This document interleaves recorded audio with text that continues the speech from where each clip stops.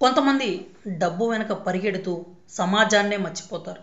కానీ కొంతమంది మాత్రం ఎంత సంపాదించినా కానీ సమాజం కోసం పరుగులు పెడుతూ ఉంటారు. సమాజానికి ఏదో ఒకటి చేయాలని పరితపిస్తూ ఉంటారు.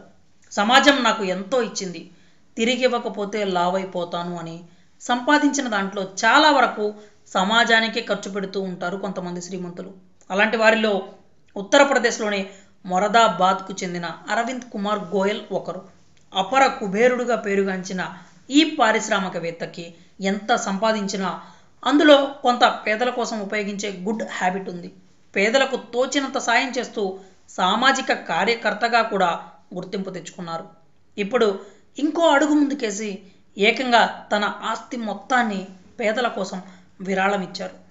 పేదల కోసం, పేదల సంక్షేమం, ఉచిత విద్య కోసం 50 ఏళ్లుగా తాను కష్టపడి సంపాదించుకున్న 600 కోట్ల విలువైన ఆస్తిని ఉత్తరప్రదేశ్ ప్రభుత్వానికి విరాళంగా ఇచ్చారు. తమ కుటుంబం కోసం కేవలం ఒకే ఒక్క ఇంటిని ఉంచుకొని మిగిలిన ఆస్తులు మొత్తాన్ని దానం చేశారు.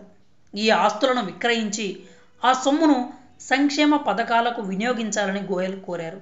ఇందుకోసం ప్రభుత్వం ఒక కమిటీని కూడా వేసింది. ఈయన ప్రముఖ విద్యావేత్త, వ్యాపారవేత్త, సామాజికవేత్త.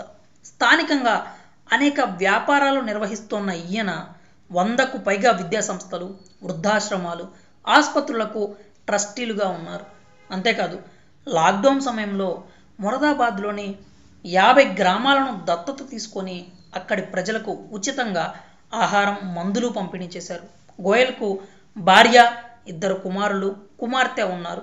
ఆస్తిని విరాళంగా ఇస్తామని చెప్పగానే ఆయన కుటుంబ సభ్యులు కూడా మద్దతు ఇచ్చారట.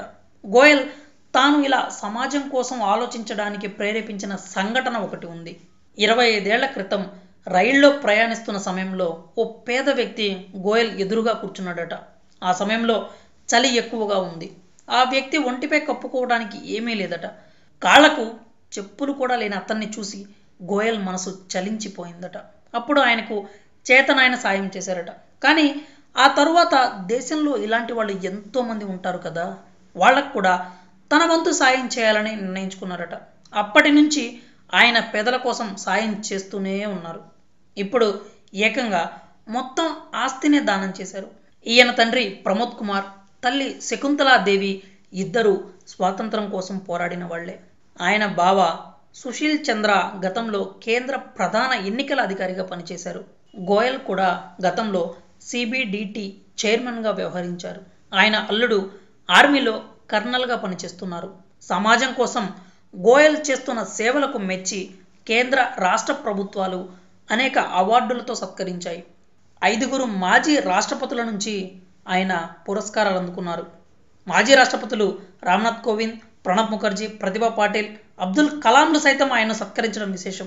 ధనవంతులంటే డబ్బున్న వాళ్ళు కాదు, జనం నుండి తీసుకున్న డబ్బును తిరిగి ఆ జనానికే పంచిపెట్టాలన్న మనసున్న వాళ్ళు, సంపన్న మనస్కులే అని ఈయన నిరూపించారు.